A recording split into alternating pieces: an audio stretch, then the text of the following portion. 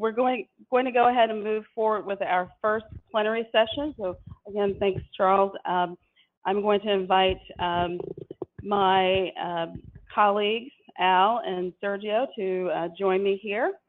If you'd like to have a seat, or you might want to do one at a time since you can't see the podium. How about that?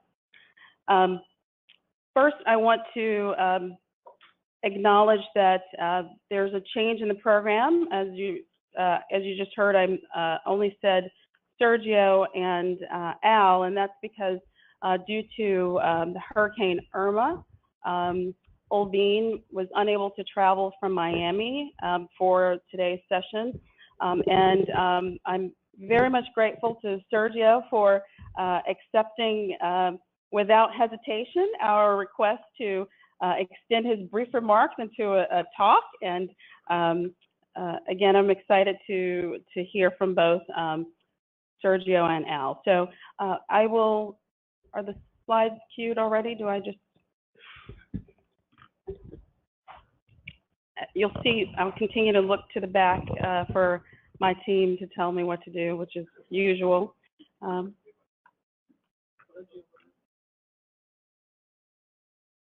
No, you're first, Al. Is that okay?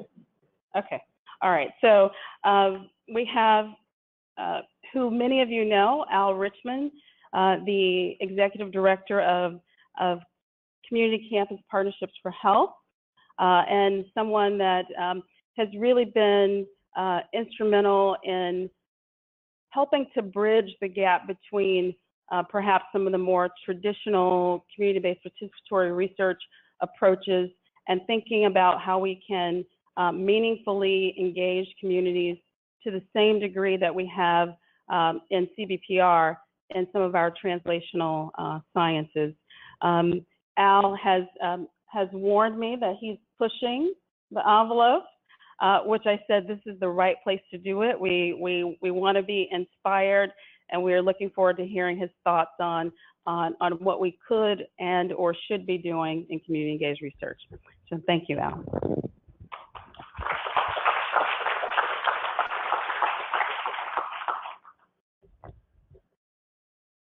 Well, good morning, and I think we're still trying to find our voice, and I'm working on mine, trying to find it as well.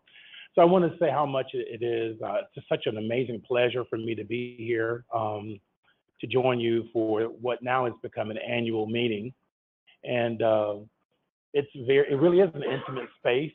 We're very close, and it's really great to see so many of my friends from all over the country, and so I will say that if I don't remember you, just remind me where we met. Sometimes as you travel across the country, you meet a lot of people, right? And so there's only one Al Richmond, right?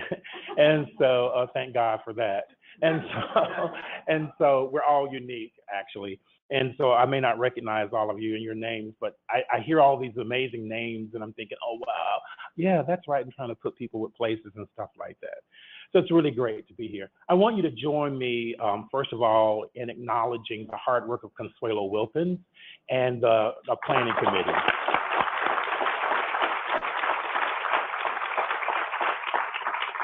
I feel that Consuelo is an amazing friend, colleague, confidant, someone who I think is really just a trailblazer in the space of community engagement, and feel so very fortunate to call her friend. And I also want to acknowledge the Meharry-Vanderbilt team. I think it would be remiss for me as someone who feels very connected to Meharry-Vanderbilt Alliance to not recognize also that in the midst of planning this meeting, that team experienced a tremendous loss of a former staff member who was killed recently, and that team has really stepped up to the plate. I want to acknowledge that. I want to also acknowledge Janine Skinner and the work and contribution that Janine made to the team. Again, I've been very fortunate to travel so many times to the campus, and it's a very intimate setting. And if you're in Nashville, I would encourage you to just stop by. It's a very welcoming environment, and to join in that spirit, that very collegial spirit. And so not only the present team, but other members, Janine had been a part of that team and had relocated to Charlotte and was a professor at the University of North Carolina in Charlotte. And so I just want to acknowledge that, because the contributions that she made to that team are very, very important, and really in many ways was just on a track, a trajectory forward to really accomplish significant things in North Carolina and beyond. So I want to acknowledge that this morning. This year's meeting and gathering here is so very special for many reasons. In part because we were very fortunate to be able to secure the funding to provide travel scholarships to many community leaders. And quite frankly, this is something that we've been working on for many years and really trying to push that forward. And so I'm excited that we have at least 20 individuals here who really represent the community. You know, I talk about the fact that I'm the C in Community Campus Partnerships and the C in Community Engagement. And so it's a pleasure to have other colleagues join me. I think I'll have an opportunity to have lunch with you today. And I would encourage you, if this is your first time being in a setting like this, to really speak up and speak out, because we really do need to hear your voice. Your voice is extremely important. And I would take Consuelo up on the offer that if you have a question or concern or comment, that you step to the mic and push everyone else aside and speak your voice, right? And so do that. This is a special setting, and I think it's a setting that will honor that. I want to start by talking a little bit about Community Campus Partnerships for Health. I never assumed that everyone knows who we are.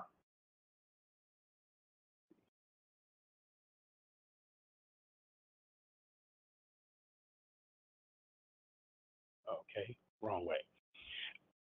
So I want to start by giving you an overview of Community Campus Partnerships for Health. And sometimes I'll say the full name, and sometimes I'll just say CCPH. But our organization is grounded in the scholarship of service learning, community-based participatory research, and the role of partnerships. And originally, these were primarily individuals in allied health professions, including physicians, nurses, dentists, and others who desired to take their academic skills and really work in communities to improve the health of those communities. These were graduate, postgraduate, postdoctoral students who, along with our founding executive director, Serena Cipher, really felt the need to create this organization out of that spirit of advancing community engaged research, but also just the service aspect of that work. So 2017 is a special year for us. It's our 20th anniversary. We were founded in 1997, and we are celebrating our 20th anniversary as a leadership organization. And so I say to people that while we didn't invent partnerships, we've spent 20 years seeking to understand, more fully understand and promote partnerships as a platform for social justice and health equity. So in the months leading up to our 20th anniversary, we spent time as a board and staff in a period of reflection and visioning. So it was at our 14th international conference last year in New Orleans, and some of you were in attendance at that amazing meeting. As I described it, the best conference ever. It was, so yeah, you think so? Next to yours, Consuelo, certainly not to take anything away from your meeting. But it was an amazing meeting, the best conference in 2016, right? And so it was at that time that I really, as a part of that process, really worked with the board to catalyze and kind of describe who we are and what we do as an international organization. Wrong way. So out of that process of really kind of visioning and thinking about ourselves as an organization, these 5 pillars emerged for our organization: leading, convening, partnering, training, and disseminating. So in some ways, it really synthesizes or catalyzes who we are as an organization. We're leading for social justice, we're convening for change, we're partnering for collective impact, we're training to enhance learning and best practices, and we're disseminating for impact. So you'll note that all these are action words. These are the foundational ways in which we carry out our mission as an organization to advance social justice and health equity. They shape our present work as well as chart a course for the future as an organization. Our core values and beliefs are listed here. And so I won't go through all of this in terms of a continuum, but I think I want to highlight a couple of things. And first of all, we view health very broadly. We believe that we should change the conditions and the environment in which people live, work, study, pray, and play. And it's that second pillar there that I'll spend some time talking about today in terms of dismantling structural inequality. We believe that the central role that we believe in the central role that communities play in their own well-being. We believe in the power of partnerships, and we are committed to social justice and strive to model equity and justice even in our own organization. And that last piece is really important. And that means that we have to walk the walk and not just talk it. And so I'll share more about that as well. All of the work of CCPH is carried out through partnerships, which is great for me. As a community leader, I have over 20 years of experience in working locally in Raleigh, North Carolina, and then in North Carolina and regionally, and then became involved in the CTSA. And everything I've done, it's really been about partnerships. One of the things I say to people is that if I've accomplished any degree of success or any measure of moving the needle forward, it's been because of partnerships. I strongly believe in the power of partnerships. The work of CCPH is fully vested in partnerships. Some are long-term partnerships with you as academic partners and community partners, and others are emerging. And each day, I recently was thinking about the fact I should put a sign on our website or notice on our website said wanted partners, right? So we're always interested in partnering with people and connecting with them. And I see many of our partners here today.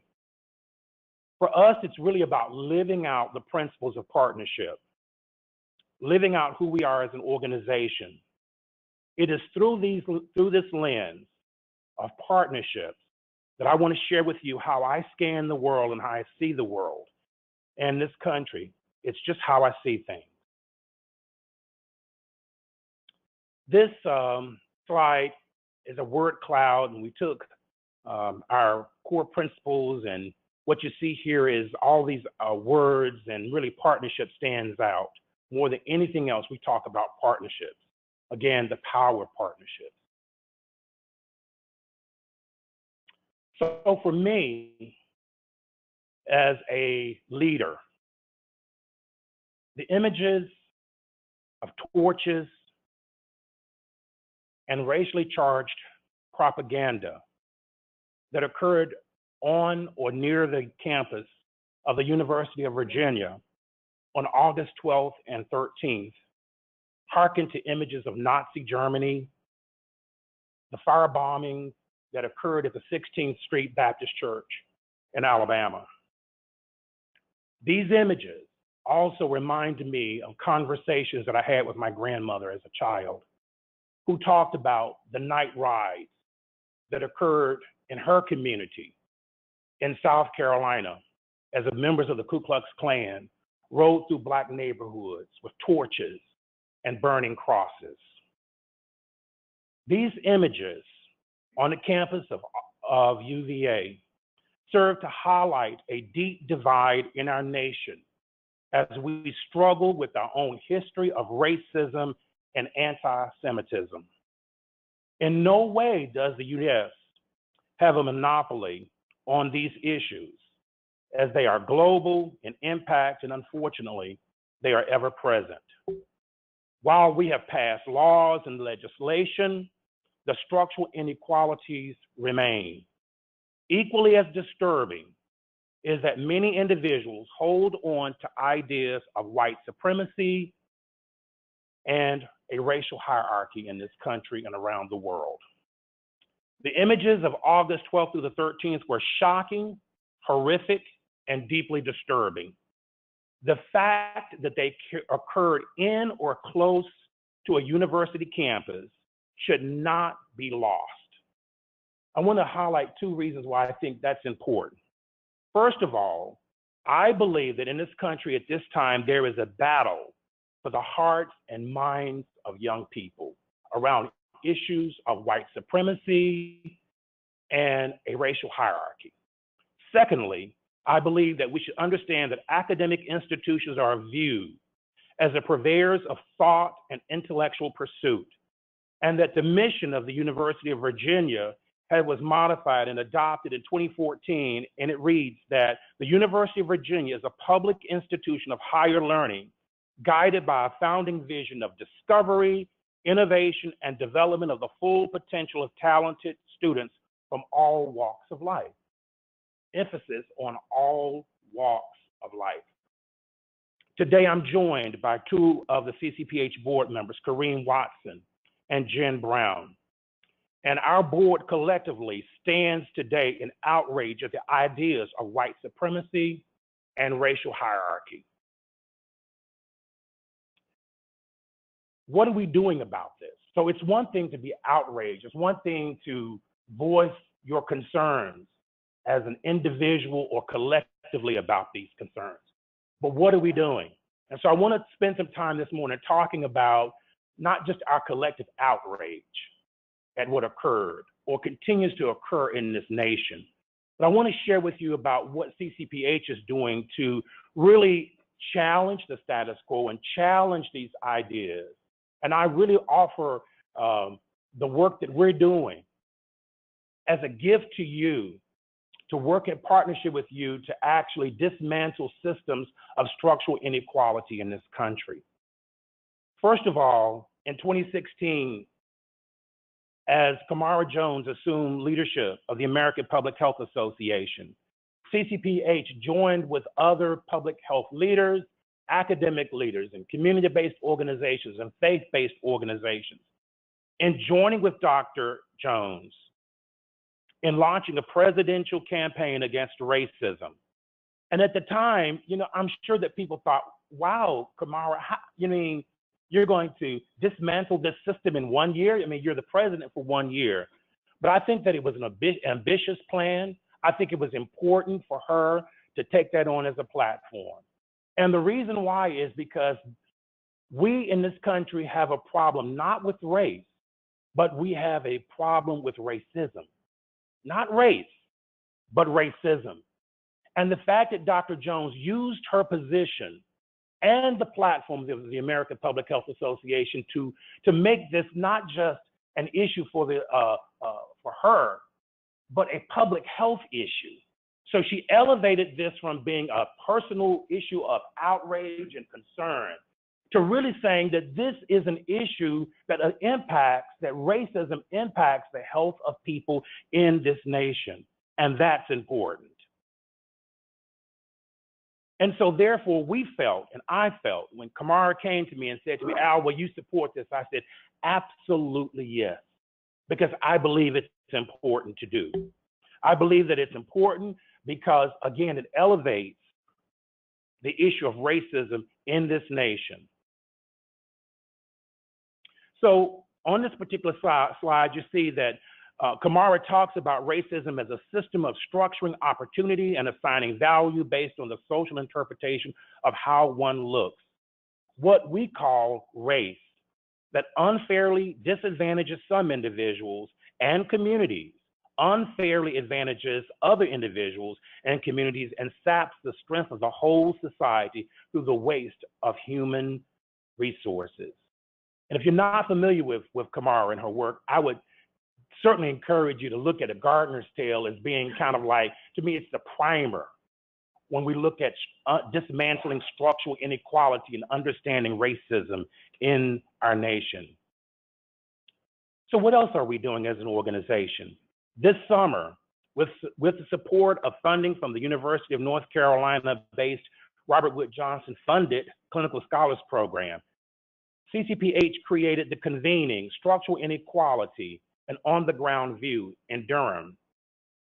This was an amazing gathering of over 50 leaders from across the country who came together, some from academic settings, community-based organizations, and faith-based organizations, who came together for 2 days of learning to deepen their understanding of structural inequality in this nation.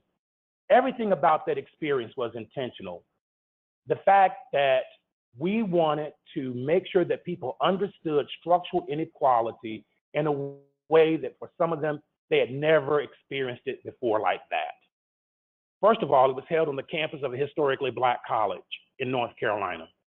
And that was significant. For many people that live outside of the South, the Deep South, you have no familiarity with historically Black colleges and universities.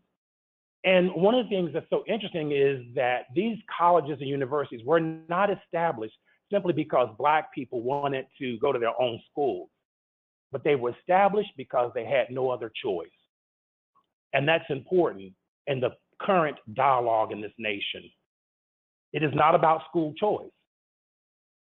It is not about school choice. It is about, at one time in this nation had a system that did not allow and permit Black people or other races of people to attend colleges and universities with white people. That's the truth. It's just that simple. And so out of necessity, Blacks and others established historically Black colleges and universities. And that's a truth that we need to advance. It's a truth that we need to speak out on and be clear on. So we held it at North Carolina Central University. We also spent much of our time on the campus of historic Staggville, which is a plantation in North Carolina. It's located in Durham. It's located in the city of Medicine, kind of the county of Medicine. Again, that shouldn't be lost on you as well. We intentionally went there because we wanted to expose people to what the genesis of structural inequality looks like. And so we took people to a plantation. And I can't imagine, I mean, you could not imagine just the emotion as you ride down the road and into this deep woods and you see this plantation. At one time, this plantation covered over 60,000 acres, a huge, massive land with thousands of enslaved people. And so we wanted people to understand that when left unchecked, this is what structural inequality looks like. These were real people living out their lives. These were not people that were working for pay. These were people that were enslaved. So one of the things that in doing my own work, and when I've tried to embrace this fully and understand it, when I talk about people that worked on a plantation, I don't refer to them as slaves, because to me that dehumanizes them. I now refer to them as enslaved people, because I believe that when we use different labels and all of that, that it actually minimizes and dehumanizes them as people. And so it was our intent to make sure that we understand who they are. And that's important for me as well. So in launching this intensive, we took a major step forward in doing more than simply talking about inequalities as an abstract concept. The design of the intensive was intentional and important.